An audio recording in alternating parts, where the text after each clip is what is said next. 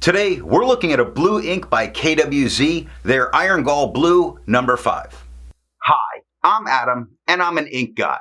There's timestamps down below so that you can skip around, but if you got the time, I would appreciate you if you check out the entire video.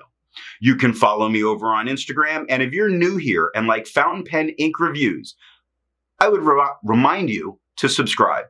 To make sure I have a range of experience with this ink, I do the writing samples. I then put the ink into a Lamy All-Star with a broad nib, wrote with it for a day, and then used it to take my notes for this video.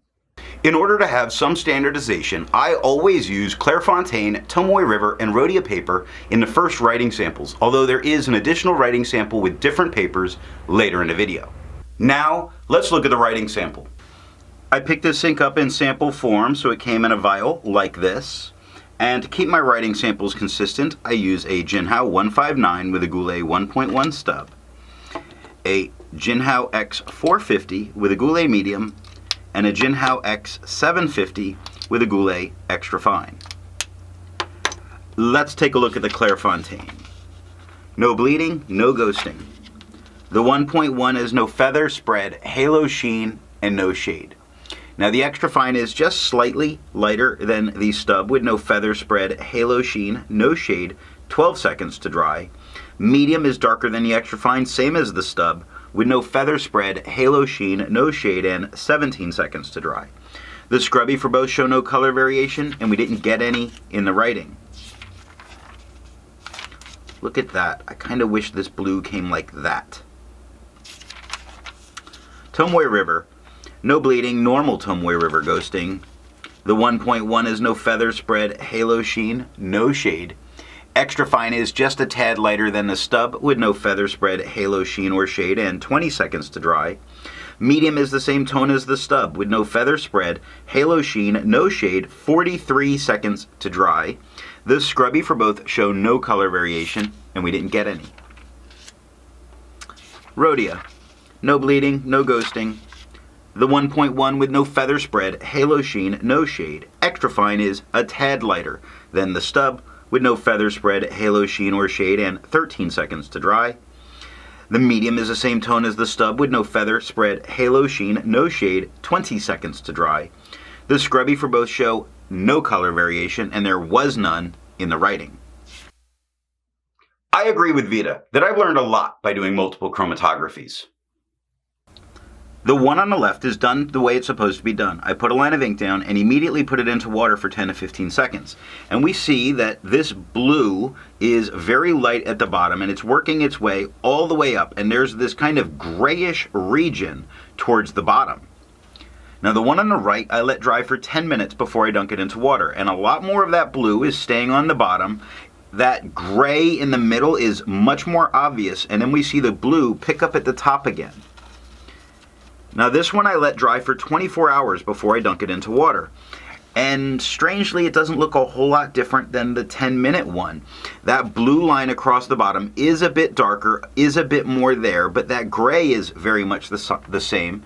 And that blue on the top is very much the same. Well, 72 hours later, I dunked this one into water. And that blue very much on the bottom. Very staying in place. A lot less of that gray can be found moving across. And then we see that there's a separation starting to occur between these two blues. And it makes me feel that this might be two blues because one looks like it's mostly stopping. And the other one, while it's very much the same tone of blue, seems to be moving up past it. Resistance tests are done to see how well this ink can be expected to perform on the page and how hard it may be to clean from your pen. I let the smear dry for 3 days before testing it. Looking at the highlighter, I would probably use this in a note-taking situation if I had to go back and highlight, even though that extra fine went to about a medium and there's the tiniest bit of blowout that's occurring at the top of the capital H, but I can easily read everything that's there, keeping my notes safe. Before we look at the water, and I'm hoping it comes through in the picture, there is some sheen or shine that's occurring. I don't know that it's so much a sheen as a shine that's occurring with this. Those very dark spots tend to have that sheen or shine. I think it is a slight red sheen. I don't think it's going to come through in the picture. Now water is lifting all of the blues, but really leaving that gray in place. Water's all that it took for me to get this out of my pen. Just to be clear, pen flush didn't do much more than water did, and the 1/3 bleach solution completely removed it from the page.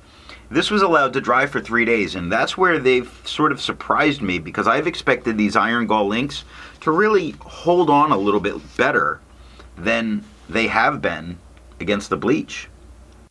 I test the viscosity or flow using a tilt test, which I'm going to link the video showing how I do that. For the inks I've tested, I have found an average viscosity of 2.5, with the realm of normal being from 2.1 to 2.9. KWZ's Iron Gall Blue No. 5 has a viscosity of 2.65, making it normal. To find my average dry times, I use my writing samples, and for the inks I've tested, I found an average dry time of 17 seconds, with the realm of normal being from 13 to 21 seconds. KWZ's Iron Gall No. 5 has an average dry time of 21 seconds, making it just on the edge of normal. Instead of finding inks that look like KWZ's Iron Gall Blue No. 5, I would prefer to find an ink that complements its color on the page. So I went with a nice magenta, Private Reserve's Black Cherry. The second writing sample is done on black and red, Franklin-Christoph, and Limone paper. Here we're looking at black and red notebooks. And we get no bleeding, no ghosting. The 1.1 is no feather spread, halo sheen, and no shade. The extra fine is just a tad lighter than the stub with no feather spread, halo sheen, no shade, and 7 seconds to dry. Medium is the same tone as the stub with no feather spread, halo sheen, no shade, and 10 seconds to dry. The scrubby for both show no color variation, and we didn't get any. Franklin-Christoph paper. No bleeding, no ghosting. The 1.1 had no feather spread, halo sheen, no shade. The extra fine is a bit lighter than the stub, with no feather spread, halo sheen, no shade, and 10 seconds to dry. The medium is darker than the stub, with no feather spread, halo sheen, or shade, and 14 seconds to dry. The scrubby for both show no color variation, and we're not getting it. And last up is Limone paper. And we get a lot of bleeding, not touching the page underneath. We get a lot of ghosting as a result of all that bleeding. You could not use the back of the page. The 1.1 has a bunch of feathering. It has no spread, no halo, no sheen, no shade. It's woolly all over. It's like it's out of focus. It's not. The camera's focused. The extra fine is just a tad lighter than the stub. It has feathering the entire way over. Again, if the video looks blurry, it's not.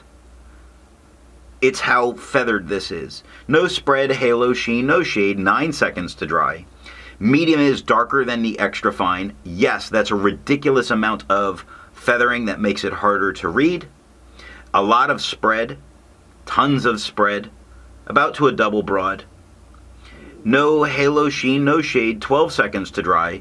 The scrubby for both show no color variation. We didn't expect it, and we didn't get it, and that is all that we have for the writing sample. So what do I think of KWZ's Iron Gall Blue No. 5? This is a nice dark blue that does offer bits of shading. A lot of the KWZ inks tend to have a smell that comes with them that I don't find unpleasant. Some people do, so it's a thing to keep in mind when you order them. It's kind of like how some people don't like the smell of the Noodler's pens, although it's not the same smell at all. It's more like a vanilla smell. These are not scented inks though. So what nib and pen are going to give the best writing experience? While a very wet pen is certainly going to put down a slightly darker tone, I would prefer this from a drier broad. I think the color that I get is most appealing to me there. If you enjoyed this video, give it a thumbs up, and if it's your first time here, I'm going to remind you, if you enjoyed it, subscribe. Thanks for watching.